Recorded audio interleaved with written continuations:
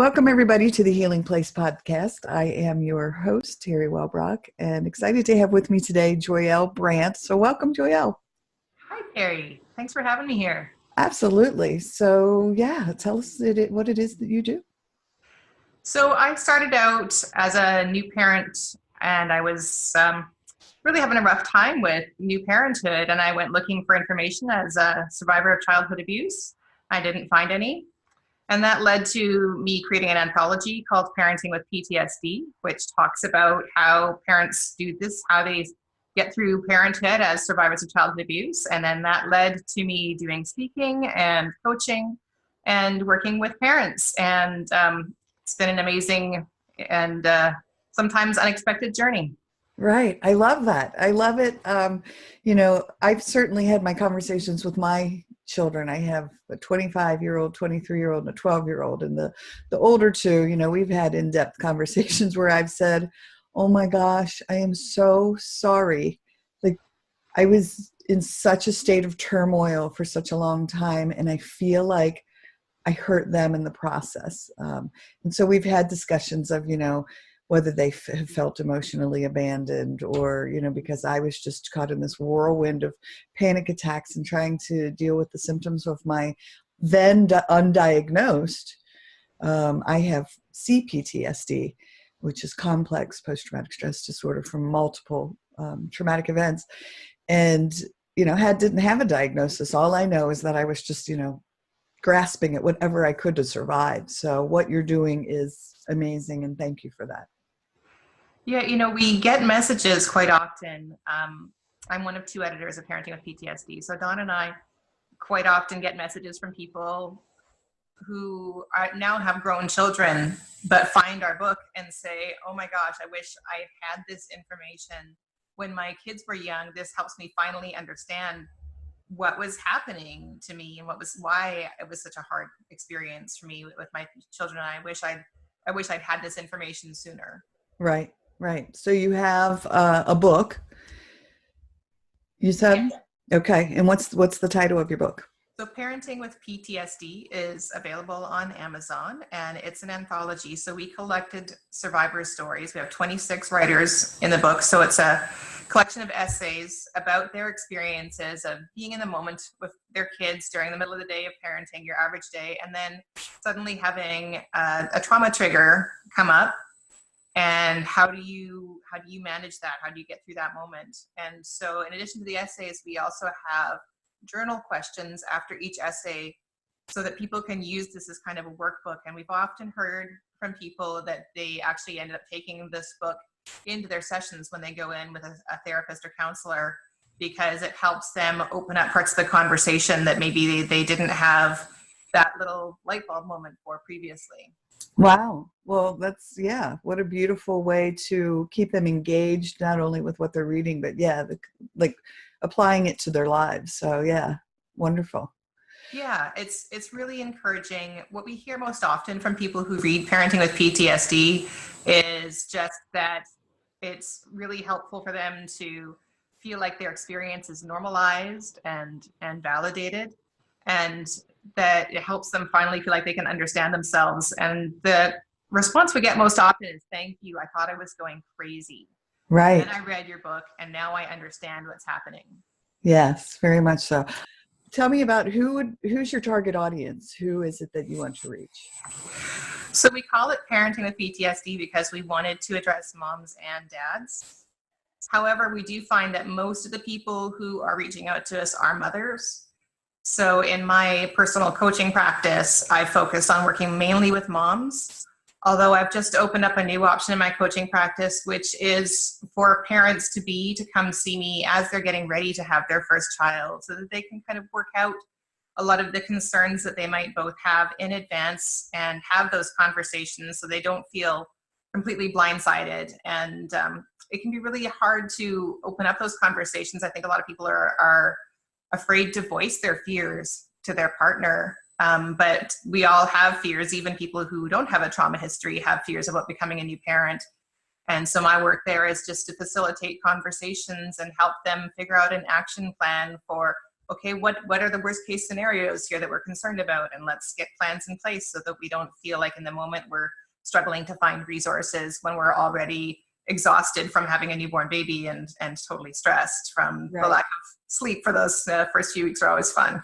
Yes, exactly. Well, and I'm sure, I mean, I think about, on ACE's connection, and just how all of a sudden, we're starting to realize the impact of, adverse childhood experiences on the lives of adults, and the work that you're doing is so powerful because it's then stopping that cycle, by helping people become aware of their impact. Because I think like about my dad, and he physically abused my sister and I the first 10 years of our lives, and then once he sought therapy, I remember him sitting me on his knee and saying, I never should have hit you. It was what I grew up with. I took my anger out on you, and I'll never hit you again, and I'm sorry. And that was such a powerful moment in my life because he never did hit me again.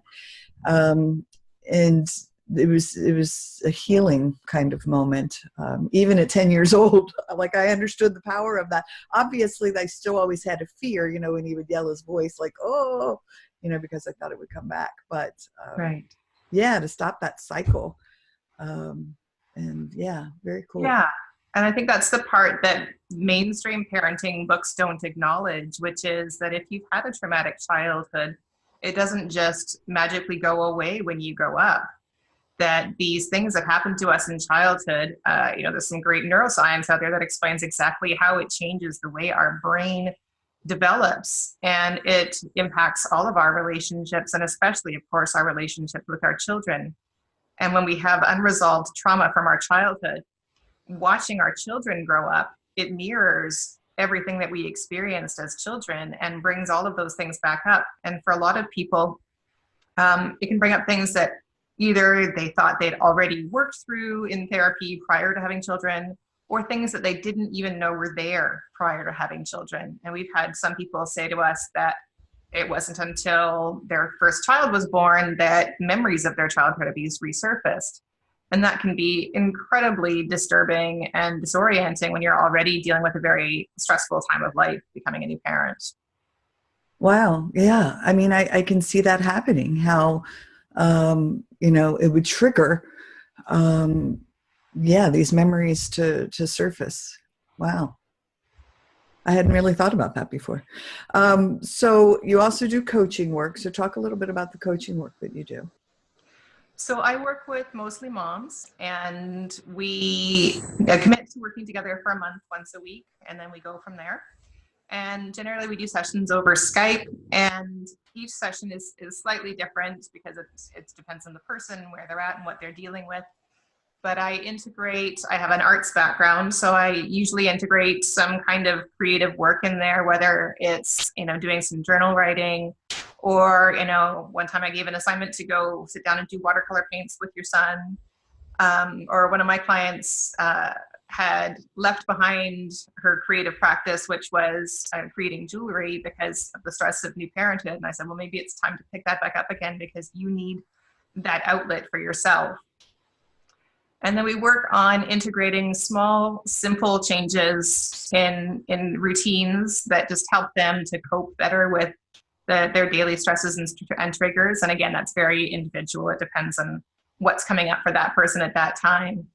And then after each session, I send out a little action report for the week of here's some ideas, here's some things for you to try. And then by the end of us working together for a month, they have this document that I've created, which is their self-care strategy as a parent that they work with. And then if that's something they want to keep going with, then we continue working, or we agree to let them go try all those things for a little bit, and they can come back and check in with me down the road and do a little tune-up and see how things are going.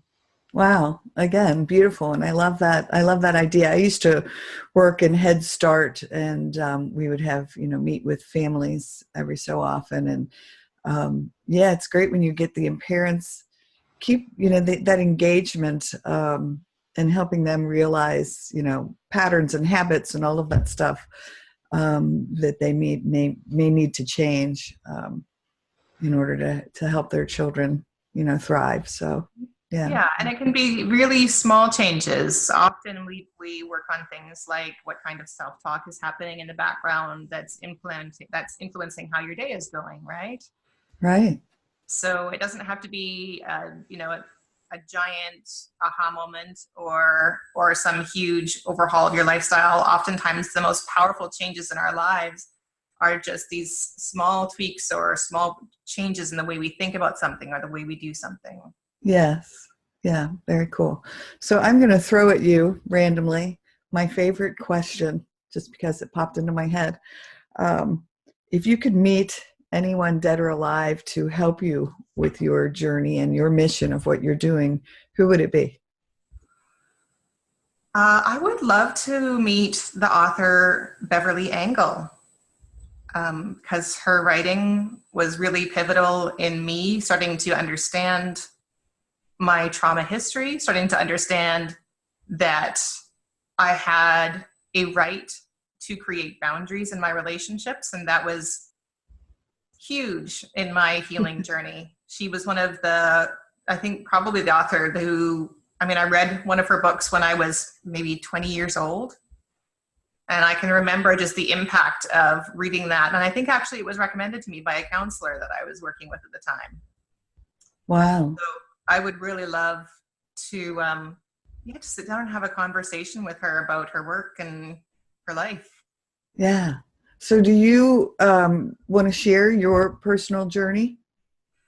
Sure.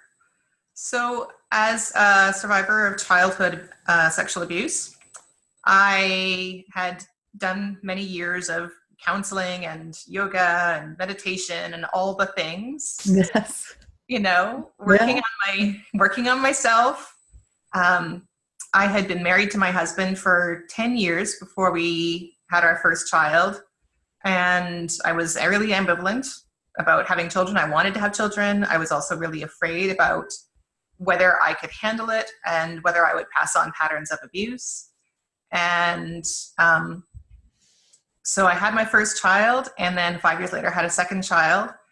And again, with an even greater level of ambivalence there, I'm much more nervous because now I knew what I was getting into. Right. I knew how hard parenting was at that point, and I wasn't sure how I could handle having two kids. And from the moment I got pregnant with my second son, my mental health started to unravel. I was depressed all through my pregnancy, had postpartum depression, and I knew that what was happening was related to my childhood trauma. I knew that this was coming back up in a way that I had not, and I thought, this is so unfair. I thought I'd done all the work in advance of having kids so this wouldn't happen. Right. And it still did. And I struggled, and I didn't feel like I could reach out in your average sort of postpartum depression group because I knew it was specific to my abuse. And there was so much shame and secrecy wrapped up around that. And it was really a time where I was struggling. And then that was the point when I went looking for books, and I thought, well, there's got to be parenting books that talk about this because, if you look at the statistics here where I am in Canada, is that 1 in 3 children experiences some form of childhood abuse. Oh, that's a lot of people. That's a lot of kids. Yeah. That's a lot of people who grow up. Most of them will grow up and have a family. And why are we not talking about this? This is epidemic proportions Right. Sure. of struggle for people. And so one day I was online on the website Scary Mommy, and I found one article, and it was called How to Raise a Girl as a Survivor. And the author, Dawn Dom, talked about how she was out at a picnic one day, and this grown man came over and said something about how her daughter was pretty, and it brought on a full-scale trauma response in her body, and total flashback to her childhood sexual abuse. And at the end of the article, she said, how can we parent better if we can't even talk about the fact that these things happen? Right. How can we heal ourselves and work through this and be able to be more present for our kids when we can't even have these conversations? Where are the conversations about this? And I read that article, and I went to sleep at night thinking about it, and I woke up the next morning and I couldn't stop thinking about it because that's the question that I had been asking myself as well. And so I sent her an email and I said, look, I'm a complete stranger from Canada, but hey, would you like to create a book with me? And amazingly, this complete stranger said, yes, I really would. And that has been a partnership of more than 4 years now. And I have to say also, one of the most profoundly impacting partnerships that I've had in my life. Wow. So, That is just like amazing. And I'm that person too, that I'm not afraid to ask. It doesn't hurt to put it out there. And yes, and when the planets align and, everything happens the way it's supposed to happen. So good for you for reaching out and just asking. Yeah. yeah. The worst that someone can say is no. Yeah, and amazingly, she said yes. And then we started putting out the call for writers to contribute to parenting with PTSD, which we didn't know it was going to be called that at the time. When we first started this process, we called it trigger points, because we were thinking about triggers and how affected we are by triggers. And the fact that we were talking about PTSD and complex PTSD only came to us once we started getting all of these submissions from writers, and so many of them said, I have a diagnosis of either PTSD or CPTSD.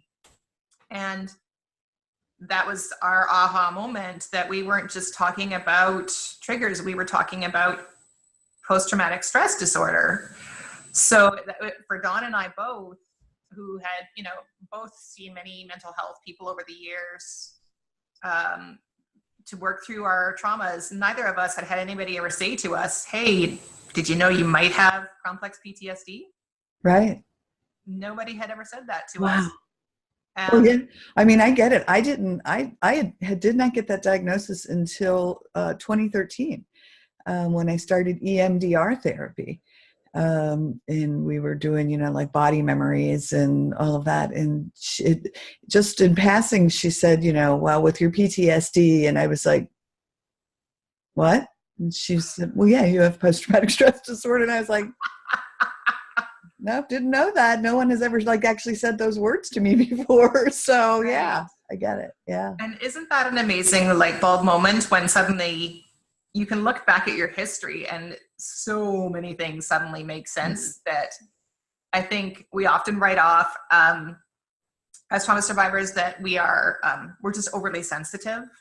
Yes. Oh gosh. Yes. And that's why we are the way we are. We're just too sensitive, or we're just or too dramatic, or we're just whatever label we put on it, because we're just trying to make sense about it, right? And especially because often for childhood abuse survivors, you were told directly by your abuser that the reason things were happening to you is because you're too sensitive, or you're too much of something, and that's the reason this is happening to you. And the child brain believes these things unconditionally, and then unfortunately it can take a lifetime to unravel those untruths that are in our head, right? Oh my gosh. Yes. Still working on it. Yeah. Yeah, absolutely. Yeah. And again, I think that right. I think of it as those old tape loops, as you just said, that were played so often. And trying to redirect those. Myself, I know I've done so many different, what's the word? I'm trying to think of the words, but not traditional therapeutic methods like Ho'oponopono, Hawaiian healing, and EFT, which is starting to come to the forefront, which is tapping, or emotional freedom technique. It's all about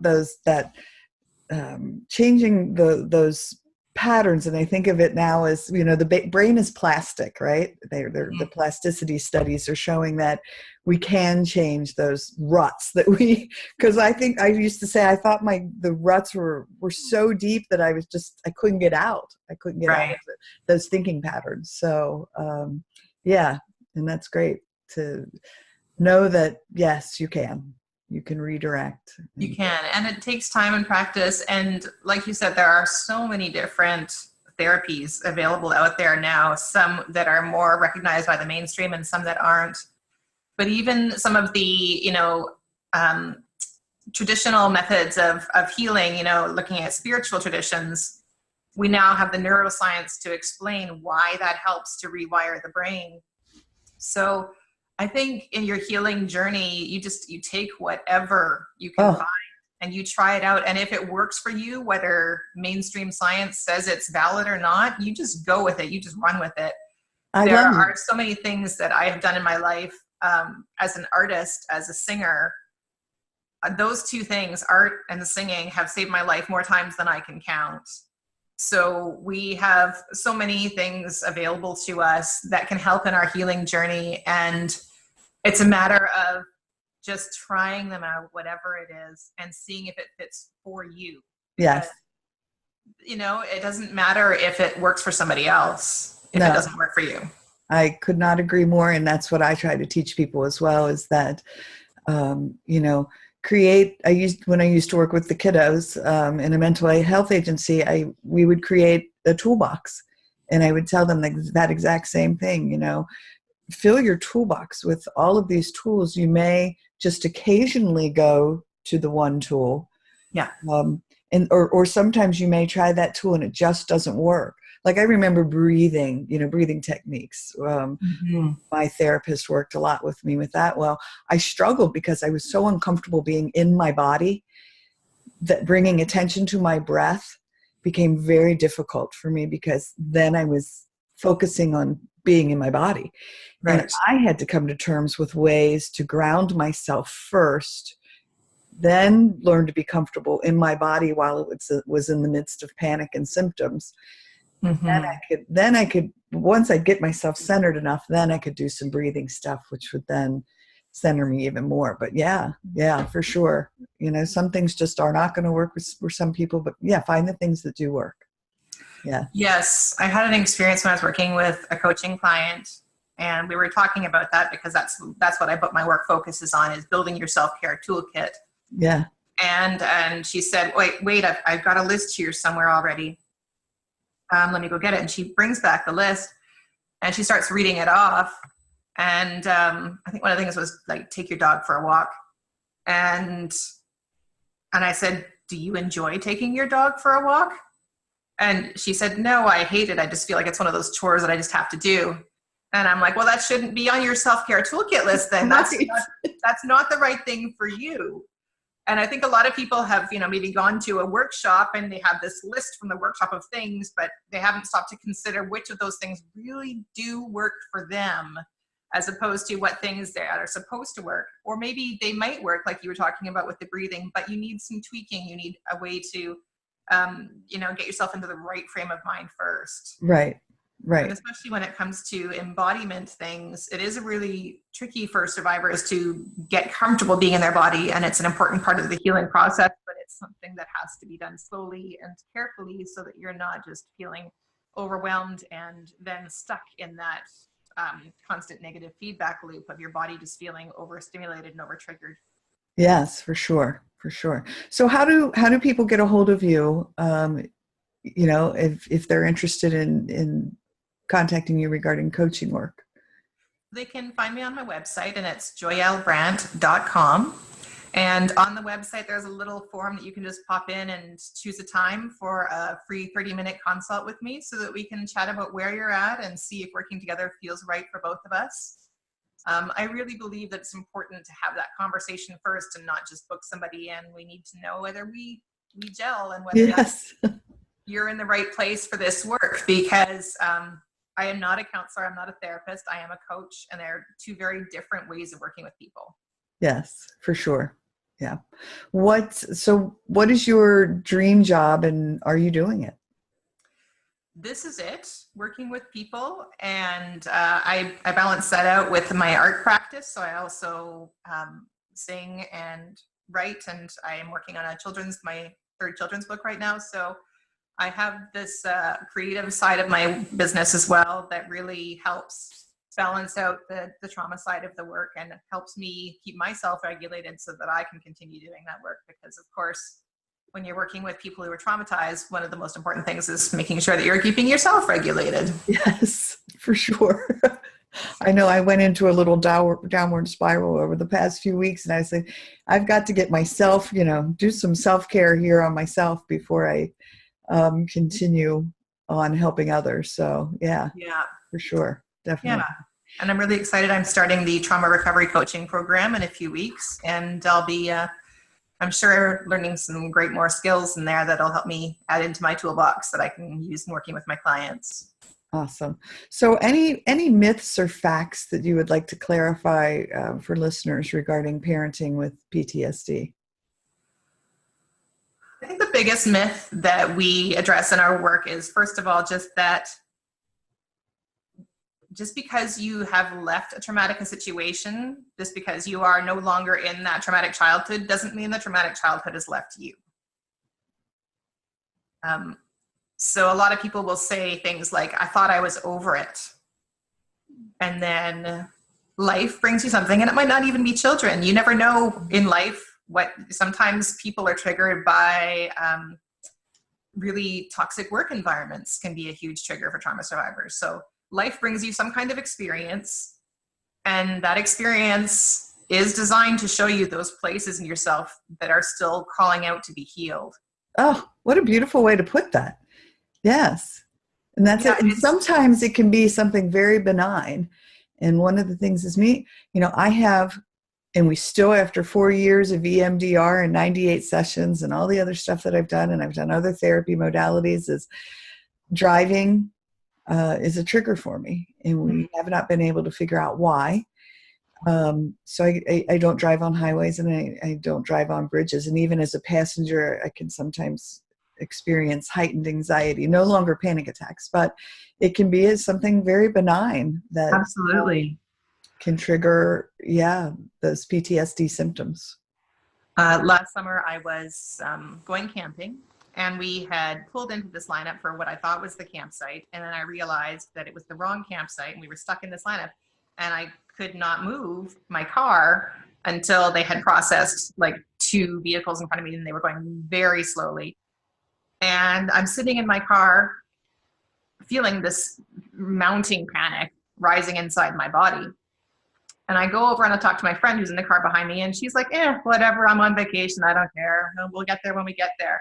And her reaction was so different from my reaction, right? Right. And so I'm trying to dig down and go, okay, what's happening here? And I'm trapped in a place that I don't have control of leaving. Okay, bingo. That's what's happening.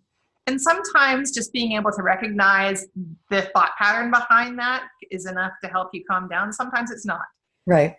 But I feel like every time I become more conscious of one of those kinds of things in my life, I feel a little bit more like I'm reclaiming myself from the trauma. Oh, without a doubt. I think I may have just blogged about that in the last few days, and saying there's just such an empowerment. Yes, when we just take little bits at a time of our power back from those events. Mm-hmm. Yeah, for sure. All right. Well, and then you talked a little bit about resources that you've utilized along your journey with the author that you had mentioned. Any other resources that you've utilized that have had an impact on your journey? Recently, a few years ago, I did a few sessions of IBSR, which is integration-based stress removal. And it's a type of somatic therapy that is based in Peter Levine's work, which encourages learning how to tap into what's going on inside your body and just let your body shake out the stress, which is based in, Peter Levine's work is based on the study of animals, and how when animals run through a stressful situation, as soon as they reach safety, they do full body shakedown, which helps reset the nervous system. And it's such a simple technique, but so incredibly powerful, because we don't do that, and then that stress just stays in our body all the time, right? Yeah, it's just that trapped. That was Waking the Tiger. Is that one of his books? Yeah, I recommend that book. Yes. Spoken Voice is also one of Peter Levine's books that I think I do remember hearing about that they accidentally stumbled across that. They were doing a study of antelopes being like chased across the wide open field, and when the one had been caught, and then the, I guess, cougar or whatever had caught it, tiger, walked away, it jumped up, it faked being dead, and then ran off. And then they noticed that it was just twitching, and, you know, like its body was doing all of this. And so they became fascinated with that, what was happening. And it was processing its trauma. I mean, really? Yeah, exactly. Yeah. Yeah. Very cool. And I know I have always thought my panic attack symptoms were my trauma trapped in my body, and I had never processed it correctly and or released all that, what I called stored energy. Exactly. I had all that trauma energy stuck inside of me. And so, yeah, that's really cool. Yeah. And there's so many practices now that you can use to release that trapped energy inside your body. And, you know, for some people, yoga works. For some people, you know, it's walking in the forest. For some people, it might be, you know, using a therapy like EMDR or somatic experiencing. There's lots of different ways, but the core of it is just helping your body feel regulated, and recognizing that we can help ourselves regulate our nervous systems without necessarily having to go back into the memories of the trauma. Yes. Which I think is a really important thing to know, because I think a lot of people don't go looking for therapy because they're afraid to open that box and what that's going to mean, and how they're going to manage that. And we can attack it from different angles. There's lots of different options now that we didn't have 20 years ago, or weren't very available 20 years ago. Right. I think I read an article recently, because I know with EMDR, I went back into my traumas, and it was terrifying. It was exhilarating because every time I left a session, I felt a little more relief. But it was also terrifying to go back in. But it's accelerated resolution therapy, ART. And I guess it's very similar to EMDR. I've been trying to research it. University of Cincinnati, I'm in Cincinnati, I think is doing a research study on it. So very similar to EMDR in that it's connected to the eye movement, but that it's not about going back into the trauma. It's about seeing yourself doing what it is you want to be doing instead of Interesting. by the trauma. So anyway, very fascinating. And again, I don't know a lot about it, but yeah, a great approach for those that you know, feel fearful of returning to their trauma. Yeah, and I've also heard of people who've had success with EMDR who don't have memories of their trauma, but are able to access through the sort of the current patterns that are happening in their lives and what they want to change there. So there's some great different options. And you mentioned tapping earlier, and that's something that anybody can even just look up on YouTube and try it out. It feels right for them. So I just want to acknowledge that being a trauma survivor is expensive, and not everybody has access to the same kinds of services. Right. But we do live in the digital age of being able to access information, and everybody can access something that will help them with their trauma. I really believe that. Yes. And you just mentioned YouTube, and I think YouTube, it certainly helped me. I came across, you know, EFT, and then realized a friend of mine was doing it. And so we did some sessions together as well. But yeah, YouTube is wonderful for meditations. I mean, like just guided meditations for helping me fall asleep, doing yoga. I mean, there's a yoga practitioner that I follow, Yoga with Adrienne. And oh my gosh, I just love, she even has a PTSD directed yoga video out there. So yeah, very good point, is that you don't necessarily have to see a therapist, or, you know, but you can access help for sure. Very cool. All right. I'm trying to think if there was anything else. I think we covered all of our questions. Anything else that you want to address that we didn't talk about?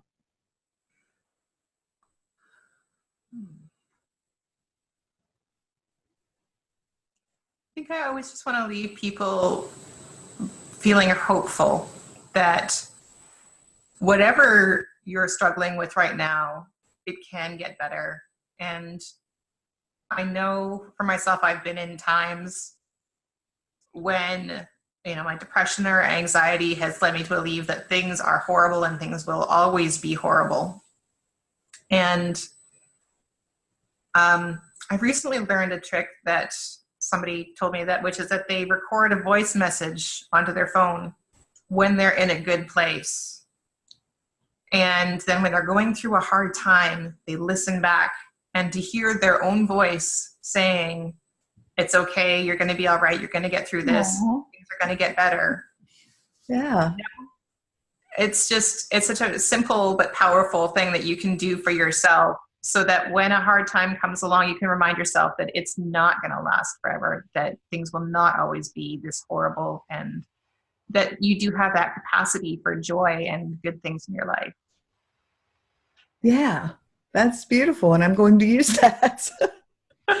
Yeah. I mean, again, similar to positive affirmations, but yeah, to be your own cheerleader like that, and help pull yourself, you know, out of that place. Yeah. Very beautiful. All right. Well, thank you for joining me today, and yeah, sharing your insights, and yeah, thank you. Well, thank you, Teri, for having these conversations. Every conversation that we have helps somebody else know that they're not alone, and you've had a lot of them. So thank you for that. Oh, absolutely. And again, you know, I thank you for the work you're doing. I know, again, as I stated at the beginning, parenting with PTSD, you know, it can just adds, not that parenting is ever easy, but you add that on top of it.